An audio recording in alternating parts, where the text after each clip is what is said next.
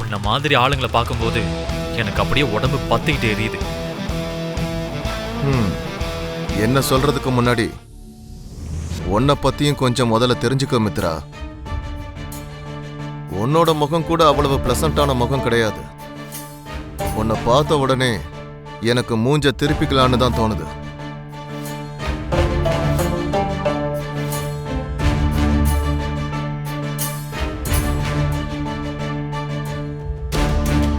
ஜானு, உள்ள சம்யுக்தா இருக்காங்களா? இருக்காங்க மாமா. முதல் அப்பாயின்மெண்ட் என்னோடது தானே?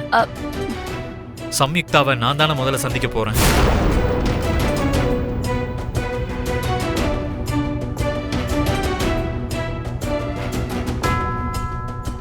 ஜானு, உன்னதான் முதல்ல நான் தானே சந்திக்கணும். மாமா, நான் தான் இருக்கேன்ல, அது எல்லாத்தையும் நான் பாத்துக்கிறேன். நான் முதல்ல உங்களை தான் அனுப்பி வைப்பேன். இப்போதைக்கு மேடம் கான்ஃபரன்ஸ் ஹால்ல இருக்காங்க.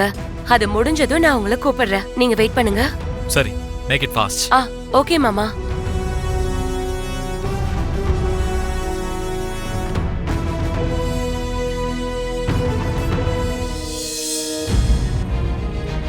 அக்கா, ஒரு பெரிய பிரச்சனை வந்திருக்கு. பிரச்சனையா? என்ன அது? வெளியே மாமா வெயிட் பண்றாரு. அர்ஜுன் கூட வந்து வெயிட் பண்றாரு. ஆனா அர்ஜுனை விடுறதுக்கு முன்னாடி முதல்ல நீ என்னதான் விடணும்னு என்கிட்ட சொல்லி மாமா ஒரு பெரிய டிமாண்ட் வைக்கிறாரு. இதுதான் விஷயம். சோ நீ உடனே மாமாவுக்கு இப்ப கால் பண்ணி ஆகணும். உனக்கு புரிஞ்சதில்ல?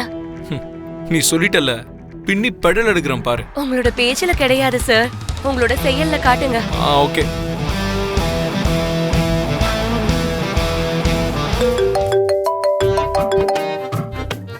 ஹலோ. ஹலோ அண்ணா. சொல்லுடா. அண்ணா, உன் வாய்ஸ் பிரேக் ஆகுது, ஒன்றும் கேட்கல. ஹலோ. உன் வாய்ஸ் எனக்கு கிளியரா கேக்குதுடா, சொல்லு. ஹலோ அண்ணா. என்னடா, என்ன ஆச்சு? எதுக்கு இவ்வளோ டென்ஷன் ஆகுற?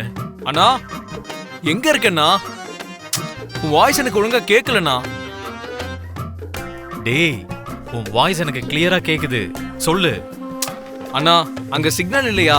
டேய் விவேக், என்ன சீக்கிரம் சொல்லு. மாமா, என்ன ஆச்சு? விவேக் கால் பண்ணிருக்கான் ஜானு. என் வாய்ஸ் கிளியரா கேட்கலன்னு சொல்லிட்டு இருக்கான். கொஞ்சம் இங்க சிக்னல் கிடைக்காது மாமா. கொஞ்சம் அந்த பக்கம் தள்ளி போனா கிடைக்கும் மாமா. டேய் விவேக், கொஞ்சம் வெயிட் பண்ணு. ஒரு நிமிஷம் வந்துடுறேன். அர்ஜுன், உங்களை மேடம் உள்ள வர சொல்லிருக்காங்க. சரி Jaanu. Good morning Samyuktha madam. Arjun, வாங்க வந்து உட்காருங்க. ஹலோ விவேக், என்னடா கேக்குதா? அண்ணா, இப்போ கேக்குதுண்ணா. என்ன ஆச்சுடா? எதுக்கு இவ்வளோ டென்ஷனா பேசுன? ஒன்றும் இல்லைண்ணா, அது நீ இப்போ எங்க இருக்கன்னு தெரிஞ்சுக்கலாம் தான் சும்மா கேஷுவலா கால் பண்ணு, அவ்வளவுதான். எல்லாம் சரியா இருந்தா அந்த ப்ராஜெக்டை நீங்களே செய்யலாம். By the way, I have a small request. என்ன அர்ஜுன் அது? இந்த ப்ராஜெக்ட்டுக்காக நான் எவ்வளவு ட்ரை பண்றேனோ அந்த அளவுக்கு மித்ராவும் ட்ரை பண்ணிட்டு இருக்கான். உண்மையை சொல்லணும்னா என்னை விட அவன் தான் இதுல ரொம்ப ஆர்வமா இருக்கான்.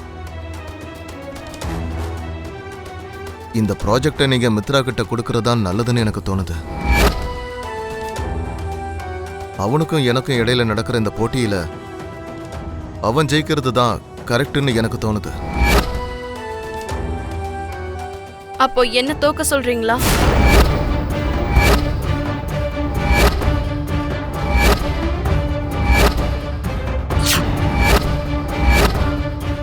நீ எப்படி தோத்து போன மாதிரி ஆயிடும்?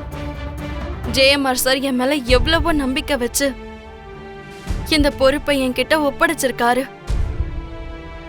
இந்த ப்ராஜெக்டை நான் நல்லபடியா முடிச்சு வைப்பேன்னு எனக்கு நீங்க தைரியத்தை கொடுத்திருக்கீங்க.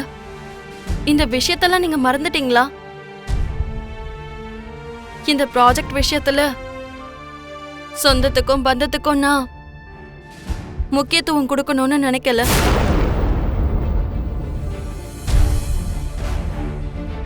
ஜேஎம்ஆர் சாரோட நம்பிக்கைய கெடுக்கணும்னு நினைக்கல.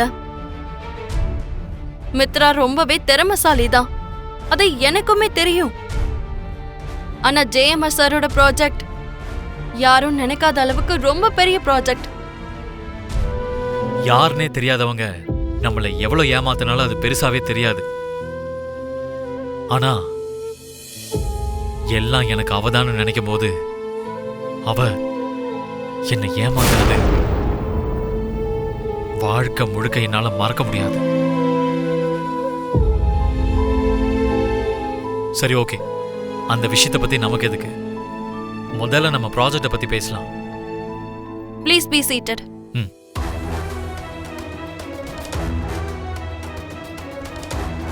ஆக்சுவலி அர்ஜுனை விட நானே முன்னாடி வந்து எக்ஸ்பிளைன் பண்ண நினைச்சேன். ஆனா இங்க யாரு ஃபர்ஸ்ட் வந்தாங்கங்கிறது பாயிண்ட் கிடையாது மித்ரா. யாரு பெர்ஃபெக்ட்டா டீல் பண்ணுவாங்கங்கிறது தான் முக்கியம்.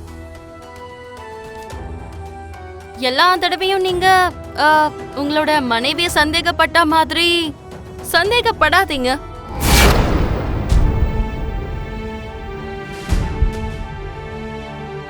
சந்தேகமா?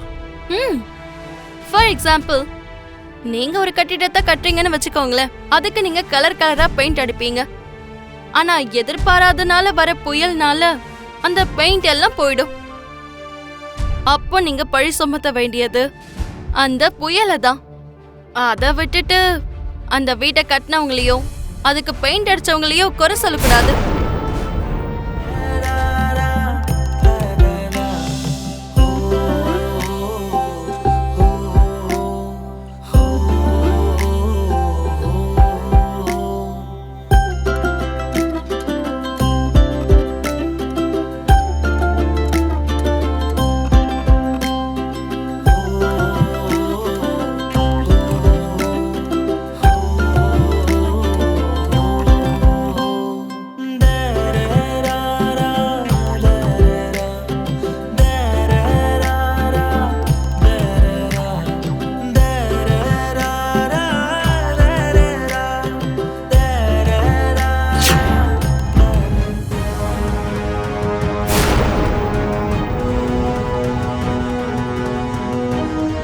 தேவயானி, என்னது?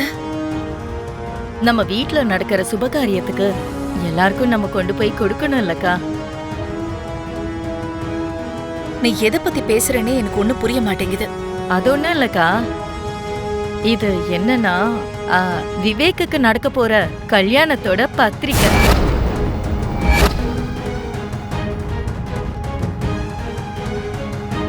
அதுக்குள்ளேயே பத்திரிக்கை எல்லாம் வந்துருச்சா? கல்யாணத்துக்கு 2 மாசம் டைம் இருக்கிற மாதிரி, அதுக்கு நான் அவசரமா பத்திரிகை அடிச்சுட்டு வந்த மாதிரி இல்ல நீங்க பேசுறீங்க. இன்னும் 4 நாள்ல கல்யாணத்தை வச்சுக்கிட்டு அதுக்குள்ள பத்திரிகை வந்துச்சான்னு கேக்குறீங்க? இது கொஞ்சம் கூட சரியில்லை மாமா.